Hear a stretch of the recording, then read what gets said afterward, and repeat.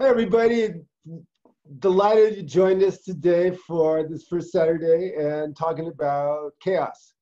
And what does chaos have to do with it? Well, as it turns out, chaos has to do with pretty much everything. Um, so let me first give a really brief description. Complexity theory and chaos, or theory of dissipative systems, says that if you have a group of linked differentiated parts, like a human brain. Human neurons are linked and differentiated. Or a group right now, like all of us, we're linked, but we're differentiated. If you have a group of linked differentiated parts that are energized from the outside, are capable of chaotic behavior, but don't get lost in chaos, like a cup of water is lost in chaos in the ocean, or get lost in rigidity, like a granite rock is locked into rigidity.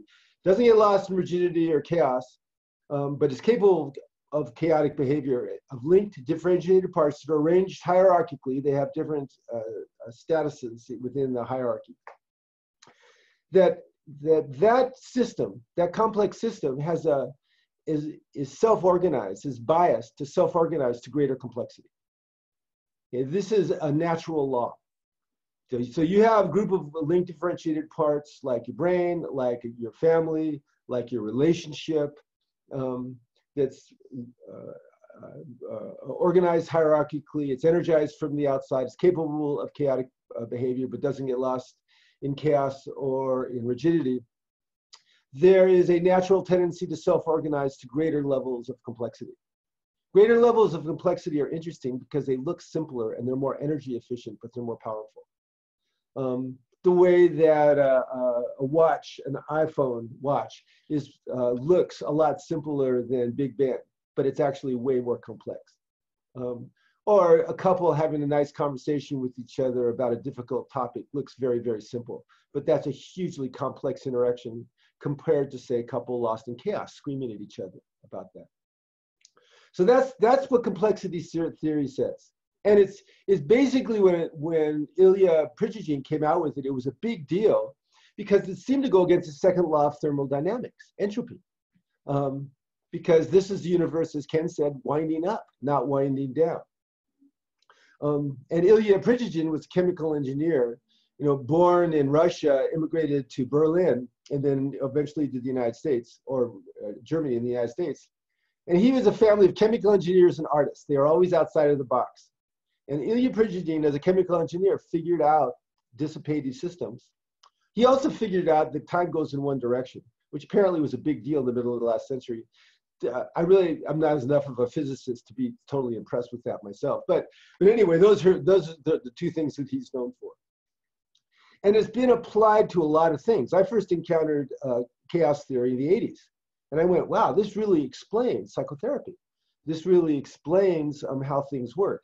But I wasn't particularly struck by it at the time until later on when I had my own integral awakening and began to study neurobiology because I wanted to bring neurobiology into integral psychology, particularly interpersonal neurobiology. And I began to hear people like Dan Siegel and Carlin Lyons-Ruth talk about complexity theory applied to brains relating to each other and to brains relating to themselves. And I went, oh yeah.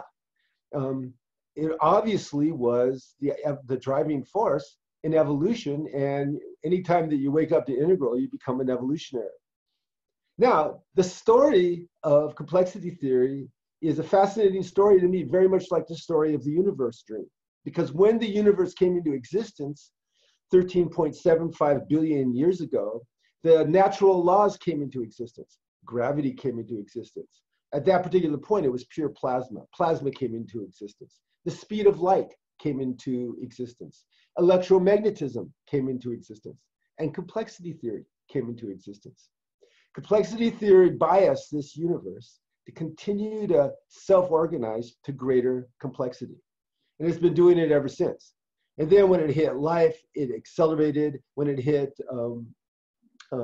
male and female, it accelerated. And then when it hit human consciousness, it's super accelerated because we're the only beings that we know that can consciously seek greater complexity. And that's a huge, big deal. Now, there's some things about complexity that are quite fascinating. Um, uh, we develop emotionally, cognitively, in every way, interpersonally. We develop from less complex to more complex. For instance, emotionally, kids move from being able to feel and identify surges of emotion to being able to feel and identify complex blends of emotion, and then blends and blends of emotion. Cognitively, we become barely aware of ourselves with theory of mind, to magical thinking, to concrete operational either or thinking, to more formal operational thinking where we can take more perspectives. Okay, it's varying levels of complexity. If you see somebody learning a musical instrument like a guitar or a flute, you can hear greater levels of complexity as they go along that line. You can see how this enters into natural selection, sexual selection, and kin selection. The more levels of complexity that you have, the more choices you have to take care of yourself, the more capacities you have to choose mates, the more capacities you have to support your blood kinship group. So it has all these impacts. And here's the thing that really hits you with psychotherapy. In psychotherapy, we're always connecting different parts. And what stops us from growing?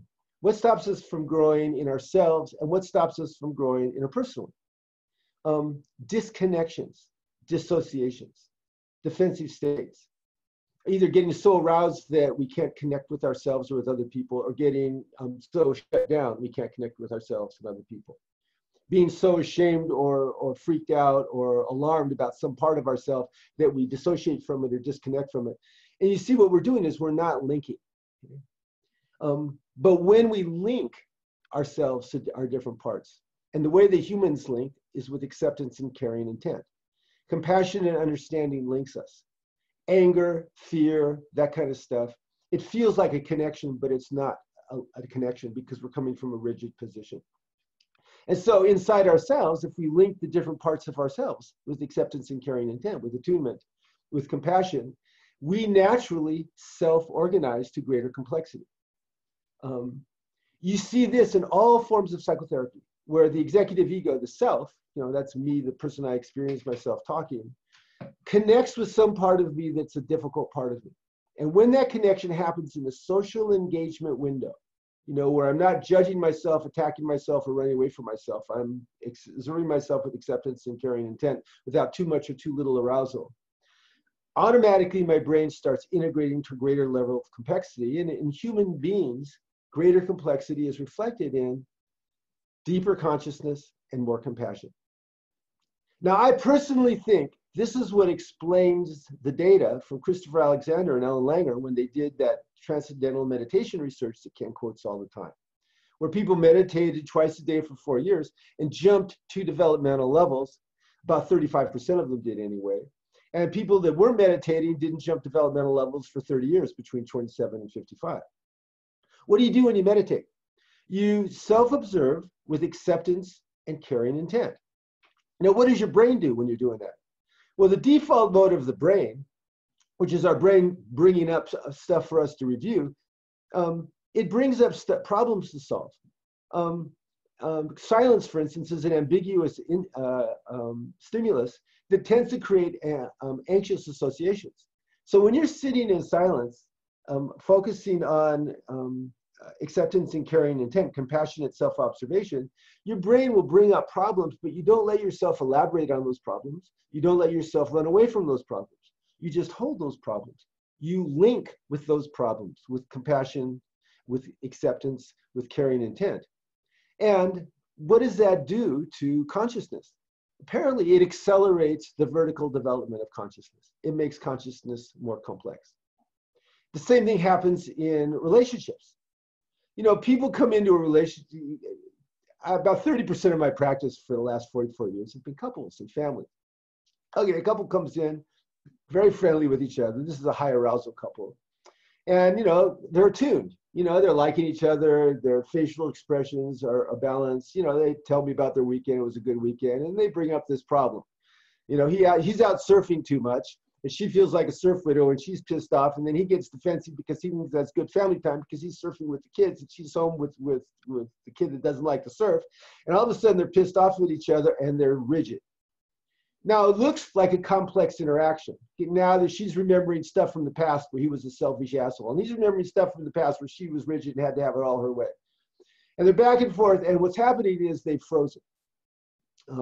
Either they accelerate into chaos where they're just whatever, going after each other, or they just get locked into yes-no pattern. They're not complex. Now, what happens when they soothe themselves down to social engagement is she looks at what's valid about going surfing with the kids, really a good way to bond with the kids and really a good way to nourish yourself, because everybody knows surfers aren't going to exercise, they're going to church. He understands that she feels deserted and tries to arrange ways of having her feel less deserted. They're going back and forth, and you can see they've become more complex now, and there's more possibility. They're receiving influence from each other. You know that you're in a rigid position or a chaotic position when you're not receiving influence. That's when you're not linked. When you're truly linked, you're receiving influence. So here's another thing about complexity theory that's super cool. Most people have heard about the butterfly effect. The butterfly effect was, now this is, of course, I'm sure this, pretty sure that this doesn't happen, but a little bit of stimulus over Africa in the atmosphere can cause a hurricane, in the Mediterranean. Well, I don't know if that's ever happened, but it's true in complex systems that you can put an awful lot of energy into a complex system and nothing apparently happens. And you can give it a tiny little push and the whole system will self-organize to a higher level of complexity. Quite fascinating.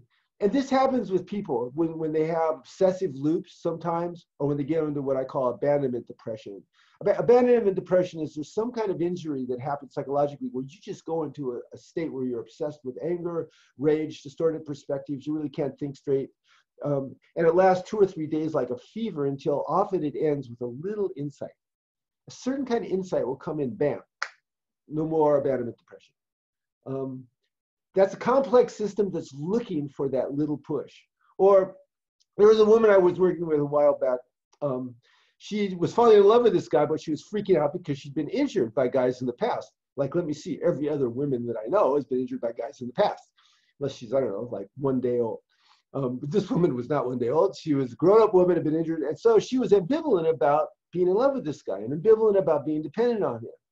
And she was obsessive. Maybe I should break up because I'm needing him too much. So I gave her just a little bit of information about healthy dependence, interdependence, codependence, and counterdependence. Gave her a little bit of information about how she was wired at this particular point to be in love and to be connected. And by the way, when you're in love, your brain and the other person's brain are self-organizing to create more and more of a complex system between you. You want to link. You want to know about the other person. You want to receive influence from the other person. And this is one of the reasons that in love affairs, there's such a rapid acceleration. Okay. So I asked her the next time I saw her, how'd you do after our last session? She said, I wasn't obsessed at all anymore. It's like a fever broke. Okay. That little bit of input changed her system, and she reorganized to a higher level of complexity, where she was very resolved about being in love with this guy and realized, I'm going to do what I'm going to do, and I'm going to be in love with this guy, and we'll take it to wherever we take it, because that's what you do when you're in love with somebody who's a candidate, who's a good person. There was that shift. Okay? And that's the beauty of complexity theory. And also that lends itself well to those of us. I'm an active therapist, for instance. I like to share perspectives. So I listen a lot, of course. All therapists listen a lot. But integrally informed therapists, in a way, uniquely have access to an incredible number of perspectives. And so I like to provide as many perspectives as possible in a session, hoping that one of them will cause the penny to drop. Hoping that one perspective will help the system that is my client or the client's relationships or their relationships at work or with their family and so on, to self-organize to a higher level of complexity. And I know that this is a chaotic event, because every single time that I ask my clients, so what was the most significant part of this last session? They'll say something that isn't what I thought was the most significant part of the last session.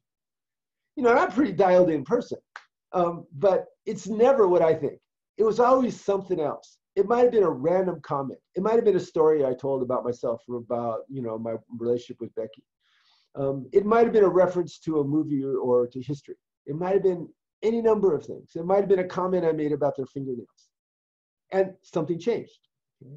Why? Because we're complex systems. And so this is the utility and the importance of understanding complex systems in psychotherapy.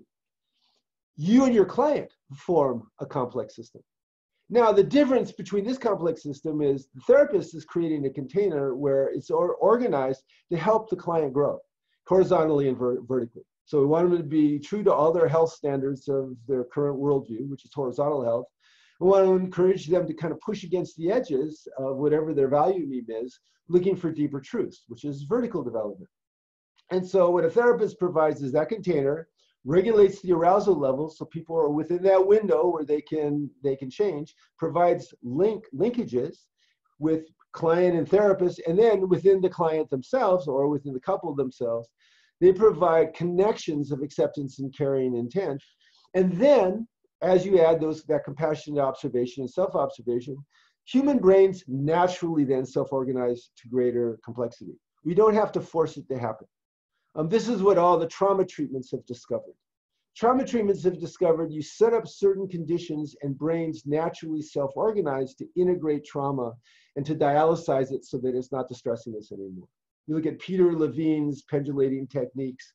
You look at EMDR, where you're looking at belief systems and remembering memories while regulating yourself. You look at reconsolidation techniques. All of those are connecting differentiated parts. In an area where people are regulating themselves into social engagement with themselves and other people. And the whole thing about linking differentiated parts is as old as therapy itself. You know, Freud had people thinking about their id and their superego.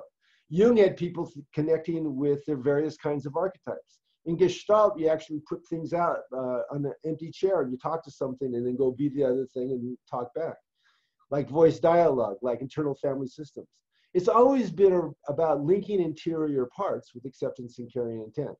Because we all intuitively know that even though there is a continuity of self from conception to death, we contain multitudes, as Walt Whitman said.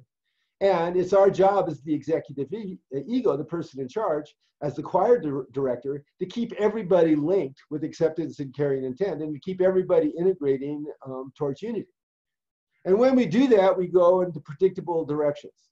We go towards deeper consciousness. We go through more compassion. We have more quality intimacy and less violence in our relationships in our lives. So there's complexity theory and psychotherapy. So what do you think? Fascinating. Yeah, totally fascinating. You know, I'm as you were talking, Keith, I was reminded of something that Ken often says, where, you know, complexity theory obviously lives in the lower right quadrant and psychotherapy in, you know, largely in the upper left and lower left quadrants. And, you know, Ken has often said how the lower right quadrant, our technological and social systems, are very often the greatest driver of conscious transformation. In other words, people typically don't proactively change before their environments change. They react to their environments changing by adapting in the upper left quadrant, by changing the shape of their mind. And it's interesting that that's such a strong driver. And I guess my question for you, and if anyone else has any questions, please submit them through the Q&A or raise your hand and we'll call on you. But my question is, oftentimes when systems become unstable, it seems like there's two ways it can go, right? There's either a breakthrough, which is like a punctuated equilibrium, where, as you say, suddenly things shift to a higher pattern, a higher resonance that is in some ways offers more stability than the chaos that it's sort of emerging from. And other times there's a breakdown to a lower, more stable sort of coherence level or barrier of resistance or what have you. And, you know, we see this both, I think, psychologically, we see this culturally. We even see this in, you know, I've been really closely, well, somewhat closely following cryptocurrency these days. Our value is just sort of, you know, emerging in that space between us. And, you know, these coins are basically worth whatever people decide their worth. And, you know, so it's driven by chaos in a lot of ways, but it's not chaotic, right? Mm-hmm. There are patterns. Again, there's these resistance barriers where you can almost feel, you know, people's collective free will hitting a ceiling until something breaks through, and then it shifts up, or, you know, sometimes it breaks down. So I guess one of my questions for you is, you know, none of us individually can control what society is going to do, whether society is going to break down or break through. We're always sort of hopefully pushing it in the right direction. But is there a particular posture of mind or of heart or of soul that for us individually, when things start getting chaotic around us, can actually help guide us towards that higher resonance wave rather than sort of a lower, you know, more quote unquote stable wave? Absolutely. You know, people forget how wasteful evolution is. I mean, evolution is tremendously wasteful historically. I mean, the first great die-off was when photosynthesis happened and 80%, 90% of all the life on the planet disappeared through oxygen poisoning. I mean, it's very wasteful. It's only until human self-awareness that we have consciousness driving evolution. And consciousness is driving evolution through all the instincts. And our instincts are very, very, very self-protective. If we read threat, first of all, we're always following our unconscious. Our unconscious is giving us constructive and destructive messages constantly that we have to monitor second and a half later. And those messages are in response to the environment. And our response to the environment begins with, is it safe or is it unsafe? And if it's unsafe, we have tendencies to lock down, to get more rigid, or sometimes to accelerate and get more chaotic. This is hardwired into our nervous system, but we can develop habits of compassionate self-observation, which is answering your question. The habit of compassionate self-observation, which all contemplative practices and all psychotherapy encourages, has us observe the impulses and stories and feelings that come up with acceptance and caring intent, with attunement. And as we do that, we can determine whether it's constructive and we can surrender to it, or whether it's destructive and we have to go deeper and transform it. And here's a good exercise that we can all do about this. Think about a part of you that everybody, you know, try it who's listening. Think about a part of you that you really don't like or you really fear, okay? It could be anything. It could be your selfish side, it could be your egocentric side, it could be your attached side. You know, it can be your red side. It could be anything like that, okay? Some part of you that you just don't like very much. You know, your shame side, your frightened side, you know, your wimpy side, your bully side, whatever, okay? Some part of you don't like. Just think about not liking that part, okay? You know, shameful self, something like that. All right, you know, just focus on it, okay, and think about it. And how do you feel as you focus on that part of you? God, you know, I don't like this part of me. If it was up to me, I'd rather not have a selfish side. Some part of me, I'd rather not have an attached side.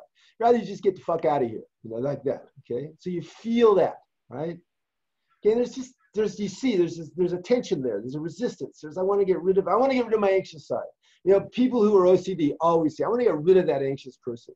People that have been abused when they're kids. I say, how do you feel about that little kid in you? I hate that little kid. I want to get rid of that little kid. Okay, so now focus with acceptance and caring intent on that side.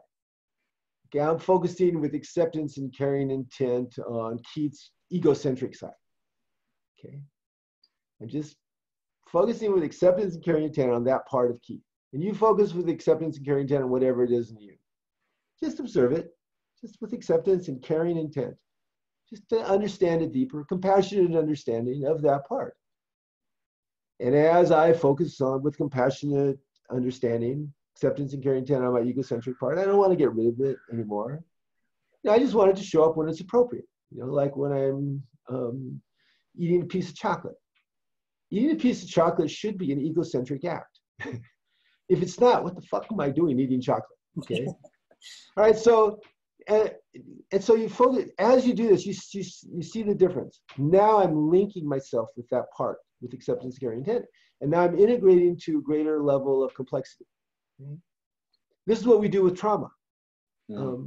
Big T or little t trauma kind of doesn't matter, because trauma is only relevant today. It's, we're not going back in time, but back in time is intruded into today. So we want to get socially engaged today and then link the differentiated parts now.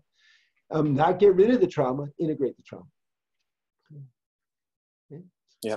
I noticed that somebody's raised their hand. Yeah, we actually have a question, and it's a good one, from Royce Ann. Do you feel it's necessary for an individual to break down in order to heal to a higher level? And that, again, reminds me of when Ken was talking about, I think it was in integral psychology, sometimes there's I think he calls it a regression in service of the ego, and it creates sort of this spiral loop down. So yeah, what do you think about that? I think that's true. I think that works to a certain extent. Now, it doesn't have to be dramatic. Right. You see this George Leonard first talked about this when he talked about the mastery curve. If you're learning something, you get good at first, and then you plateau out, and then there's a little dip, and then you go up again. If you're dealing with some developmental area, at some point, whatever your current organizational system is not adequate for the experiences that you're having. And so you have to expand. And so there's some disorganization that happens. In a relationship, often things are going well until somebody's distressed. And then there's a little bit of conflict out of that distress, which is a breakdown of sorts. But then if they're able to repair, and that's one of the three big deals in a relationship, right? There's the friendship, the love affair, the capacity to repair. And I call that the integration of defenses line of development. The more effectively you can integrate those defenses into social engagement with yourself and other people, the less you break down and the more you reintegrate the higher levels of complexity. Okay? So what happens now, if you're not high on the integration of defensive line of development, you can break down and do a full-on regression.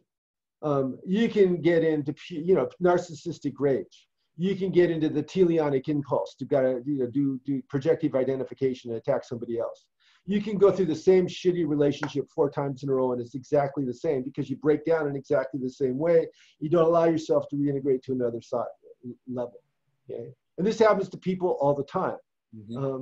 It particularly happens to people where they're not forced by their environment to address their destructive impulses. Okay.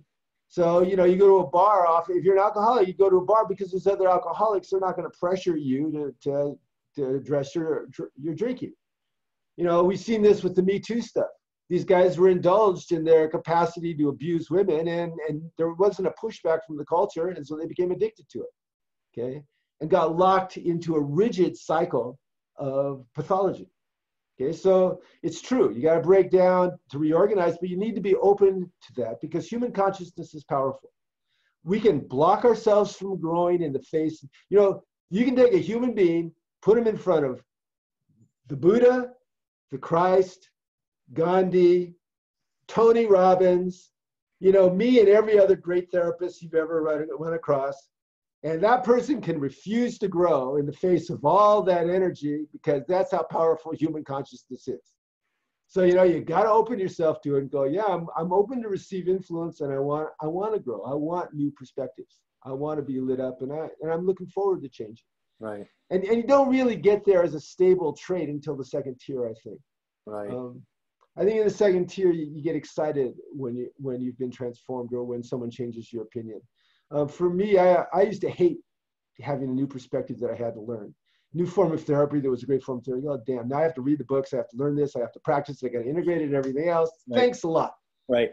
Okay, but then, I don't know, somewhere 20, 30 years ago, I started getting excited when I found that. And well, now I'm looking forward to it and how it will change me and change my work. Okay, that was a reflection of me progressing on that line of development in the second tier. Right. Also, and it reminds me also earlier when you're talking about some of those depressive cycles where people sort of sink down for a few days and an insight emerges. Yeah. And, I can relate to that. I've got a few depressive tendencies myself. And what I notice is the more stable I feel at sort of an integral construct aware consciousness or whatever, the more I can actually invite those experiences, because Yes. I can relate to it in an almost scientific sense, where I can say, oh, here we go again. I wonder what's going to emerge out of this. Because what it feels like to me personally is I get into this cycle, you know, and it happens maybe once a month or so, sometimes longer, sometimes, you know, cycles are shorter. But I'll get into this space where it feels like sort of the armaments and the edifices of all my coping mechanisms and my strategies for, you know, avoidance strategies and engagement, all that gets kind of peeled away. And I'm sort of left in the beams and struts and, you know, some of the muck of my mind. Mm-hmm. And it can be revelatory. And, you know, in that space, I feel like I always have a choice. There's the really seductive choice to almost over-identify with whatever's kind of bubbling up and all that chaos that I feel sort of behind my own eyes, in which case, you know, you can sort of get lost in the labyrinth pretty easily there. Or like I was saying earlier, you kind of back up a step and you say, oh, here we go again. Let me just observe what I can observe. Let me see, you know, I can kind of, you still get triggered by things. You still get all that emotional gook, but you have a little bit of distance where you can allow it to move through a little bit. And then, you know, as you say, there's always that sort of capstone insight that comes along where things, you know, the pieces kind of come back together in a new way and you can see a different pattern, and that, you know, basically gives you like a project for the next month until that cycle kind of repeats itself. Well, that's beautiful. And what you're reflecting is what neurobiologists call response flexibility. As we develop on different lines, we have more choices. So what you're saying is when I'm in pain, I have the choice to go with the defensive impulses. You know, there's lots of defensive impulses around emotional pain. Let me see, I can exercise it away. I can drink it away. I can drug it away. I can sex it away. I can, you know, surf it away. I can away. Okay, I can do all those things. Or I can observe it with acceptance and carrying intent and stay with it until something shifts, right? Until the penny drops. And that capacity to choose is a huge, big deal. Yeah, it really is. That's a superpower, right? And it reflects a lot of complexity. And you know, so how do you stay focused? I mean, some people journal, some people meditate, some people talk with their therapists. Everybody, if anybody in a good relationship talks to their relationship person, sometimes their kids, you know, that you stay engaged. And then there's a shift. And I want to make a point about this. There was a study done in New Zealand called the Dunedin study. This study took 3,000 people and followed them from the ages of 3 to 35, I think. And they tested them every few years. Okay, 18% of those people never had a diagnosable psychological disorder, you know, in those years. Okay, 18%. So I just want to say there are a few people, about a fifth of the population, seem to be born pretty happy. We put them in a reasonable environment, they don't develop anxiety, depression, obsession, you know, whatever, all the stuff, okay? Everybody else, which is the rest of us, you know, which is 4/5 of the population, had the average of 2 or 3 diagnosable disorders in that time. In any given year, a fifth of everybody had something. In other words, it is more normal for human beings to have anxiety and depression than to not have anxiety and depression. So our job isn't to eliminate that. This is one of the big fallacies of psychotherapy in the 20th century. We're going to get rid of your neuroses and you won't feel bad anymore. Excuse me. You know, that's like the whole lobotomy concept, you know, like I'm going to excise my anxiety. I don't want to get rid of my anxiety. My anxiety serves a purpose, as does my depression. I just wanted to feel it proportionately. Okay, so what we want is all the singers in the choir to be singing harmoniously, and when the depression singer or the obsession or the anxiety singer or the manic singer, you know, the things that happen to us, you know, the jealous singer, you know, if they start singing too loud, we want to bring acceptance and caring intent to them, creating a little complex system, helping them integrate to higher complexity, often with the help of other people, because we need other people. And we're always existing in relationship with other people in complex systems. And that's the most complex system that's been discovered so far in the known universe. It's human consciousness in relationship with human consciousness. Right.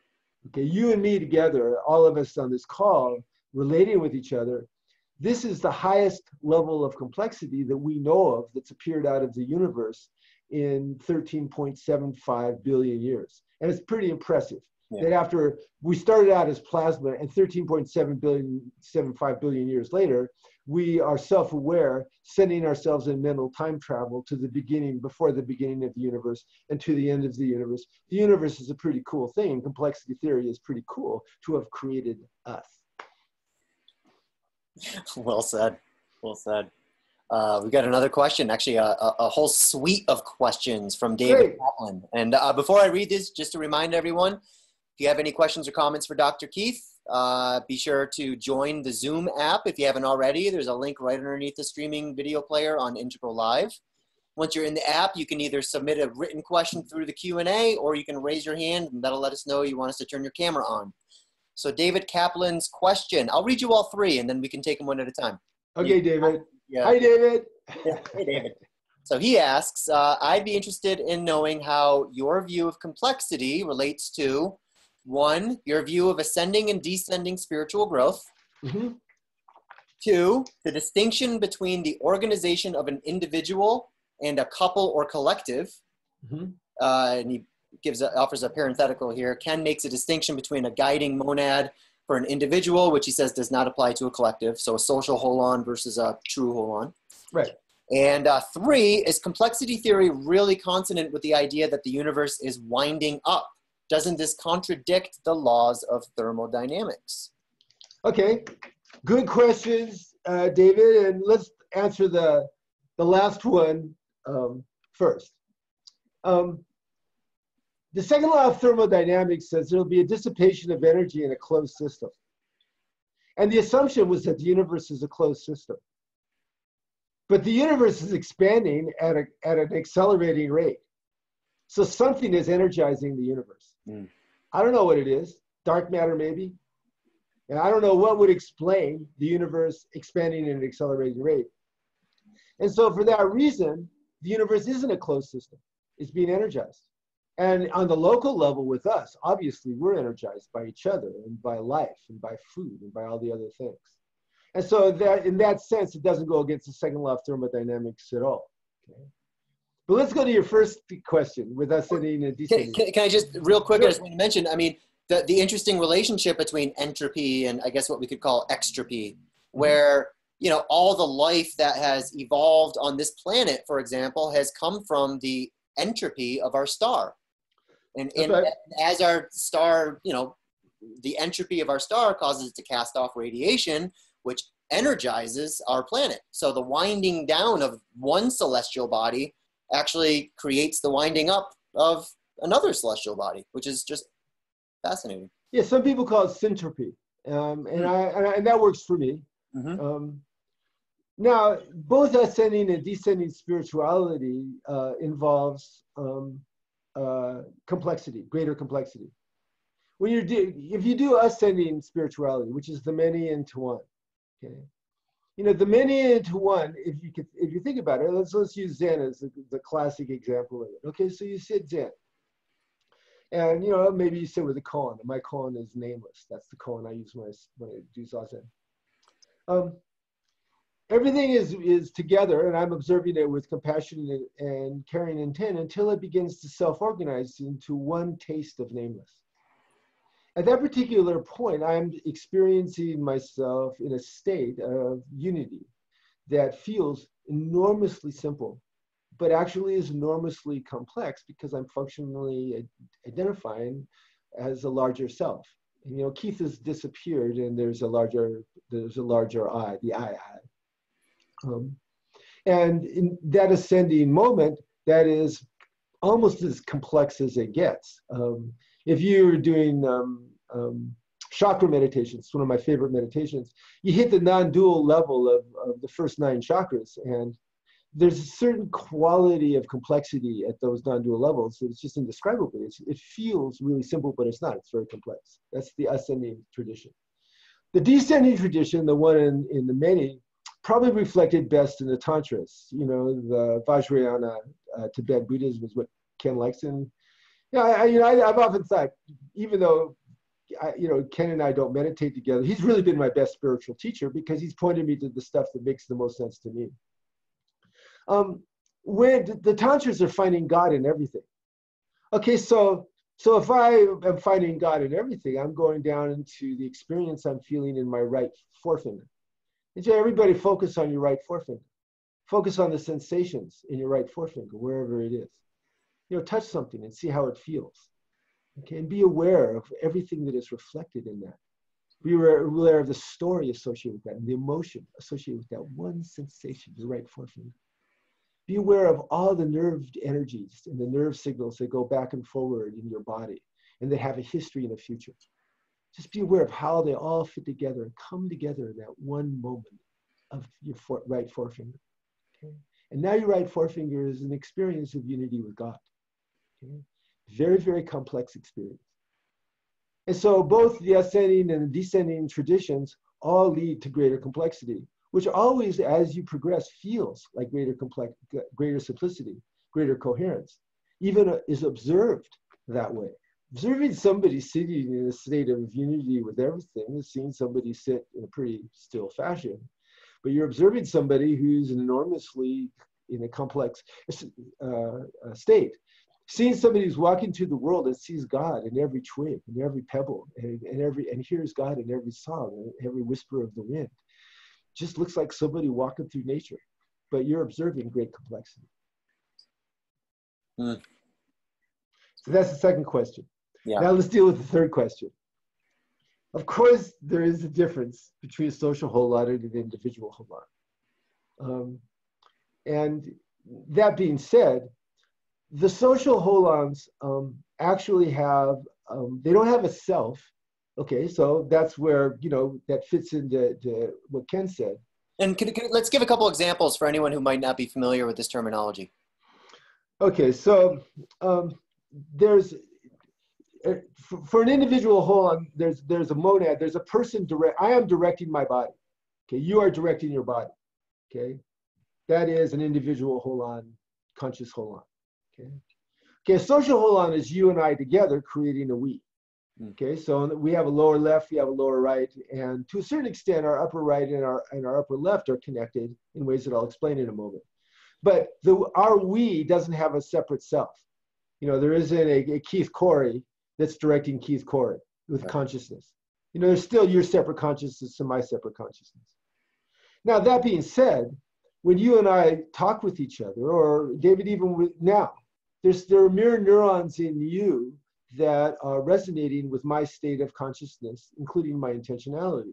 And even though I can't see you or hear you, there's a part of me that's reaching out to you with as many senses as I have, and I don't know how many senses I have because a lot of them are mysterious, that are resonating with you. And you and I are creating a we, lower left we, that has its own unique flavor and its own unique impulses and stories and so on that come out of it, and then its own lower right structures that emerge out of it. And it's way complex. Now, out of that complexity, we can grow our inner subjectivity. We can adjust our mode of discourse to be a second-tier dialectic. And that requires both people regulating pretty heavily. Because if either one of us goes into a defensive reaction or first-tier pathology, that snaps us out of that dialectic immediately. But if we maintain it, we're maintaining a highly complex inner subjectivity that creates novelty. And that's what the dialectic does. That's what Socrates discovered. And no one's ever kind of one-upped him on that. That is the most sophisticated form of inner subjectivity. And if we can maintain it with ourselves or with other people, then great things happen.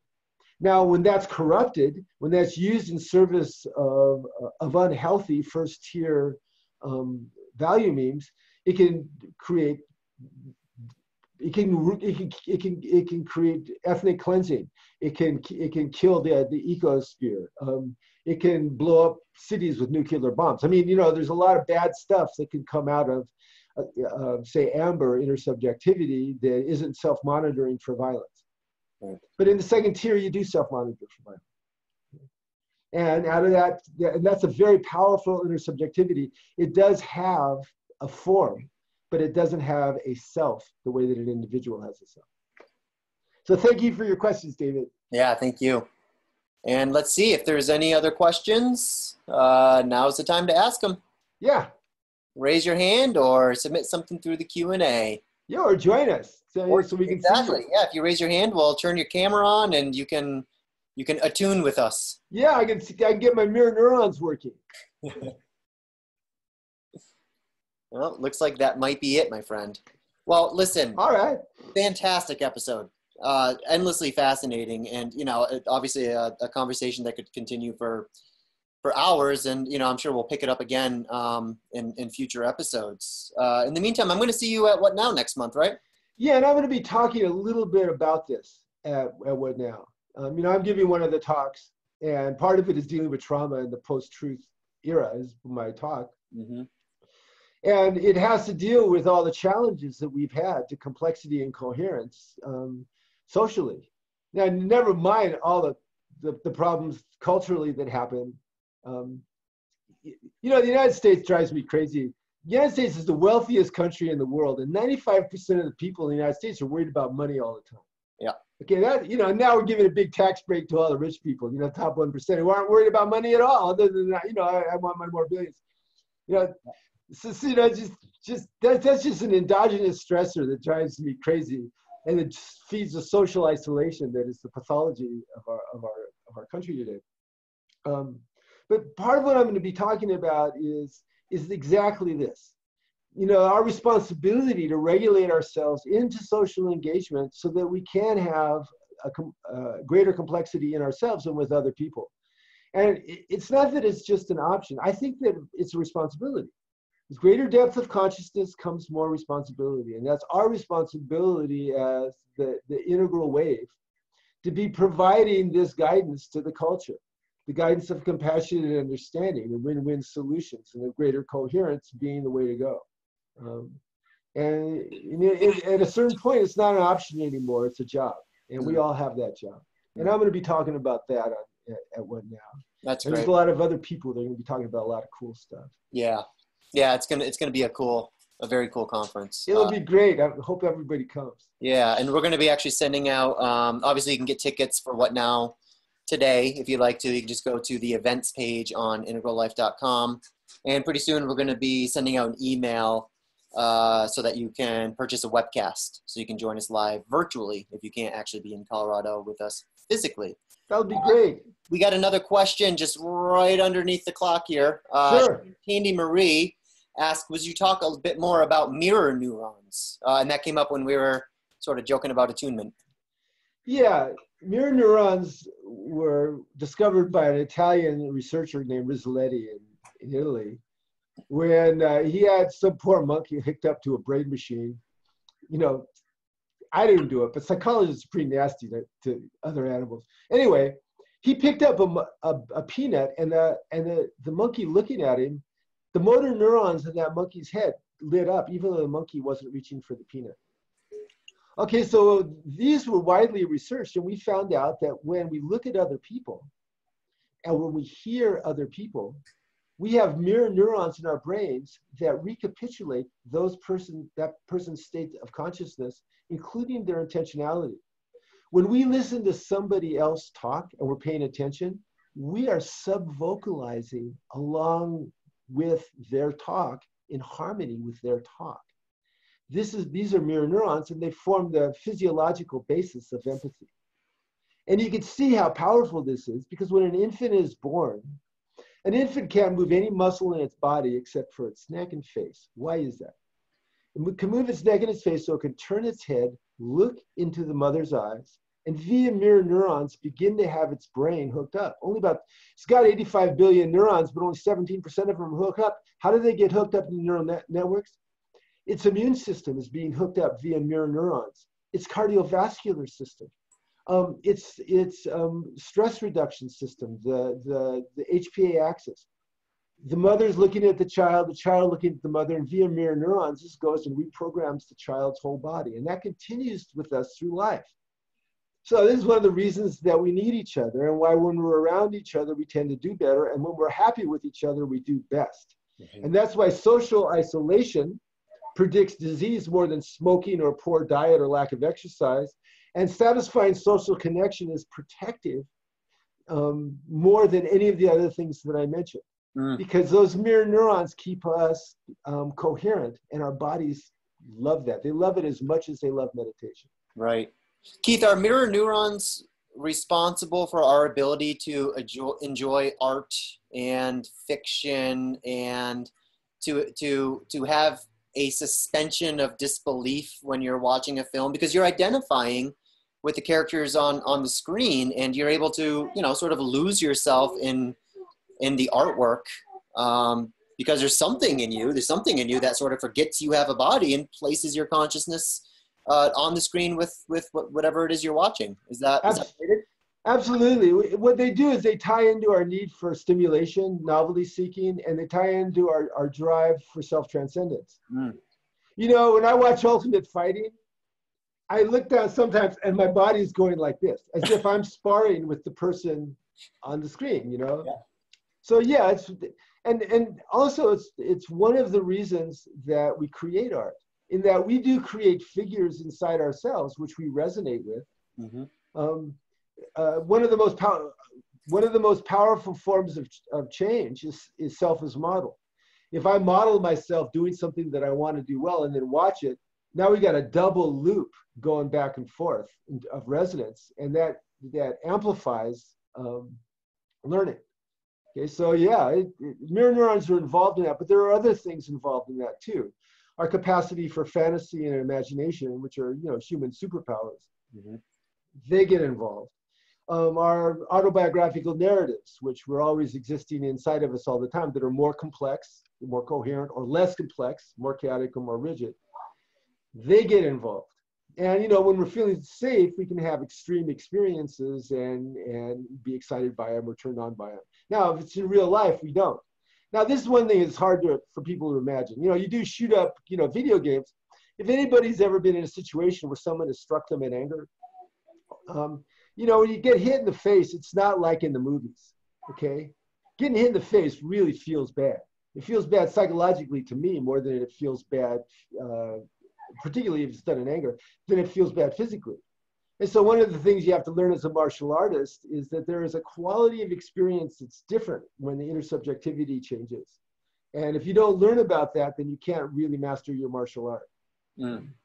And part of that is dealing with the fact, how can you stay in resonance with someone who's trying to hurt you? Because that tends to weaken you via mirror neurons. And so what you do in martial arts is you learn how to project such primal terrorizing violence that is completely disconnected from the other person as a person, completely objectifies the other person. That projection, you know, in karate, we used to use it with the kiai. You would scream at somebody. That is designed to freeze them via their mirror neuron system. Which is, you know, nasty, but, you know, that's human beings. We take things and turn them into art. Sometimes it's light art, sometimes it's dark art. But actually, you mentioned video games. It reminds me of about 10 years ago, I was doing a marathon. I think it was even long, maybe 15 years ago. I was doing a marathon game of Grand Theft Auto. Oh, there you go. You know, which is a very chaotic and, you know, can be ultra violent and all that. And I played this game for like 8 hours straight or something stupid like that. God.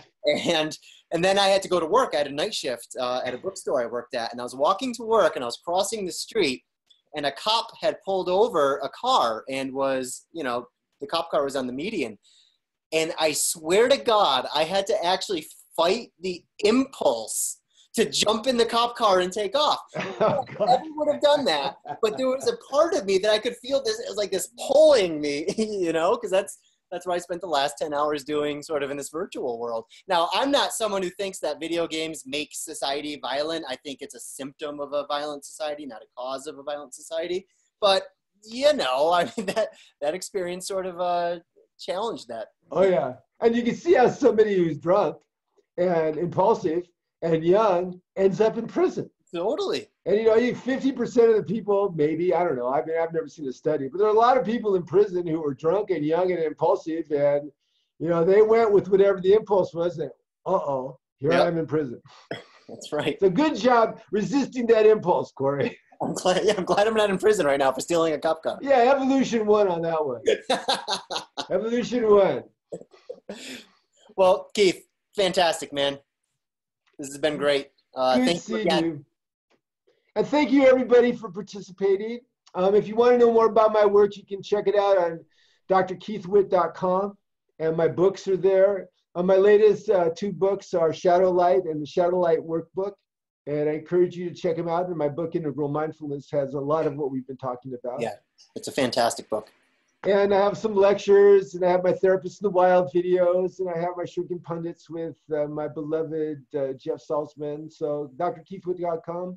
Come to my website, sign up, and doesn't cost anything, and I'll send you a bunch of stuff. And it's good to see everybody. Thanks for tuning in. Yeah, thank you. Thank you for being so brilliant and so damn prolific. Oh. All right, thank you. I will receive that compliment. Thank you.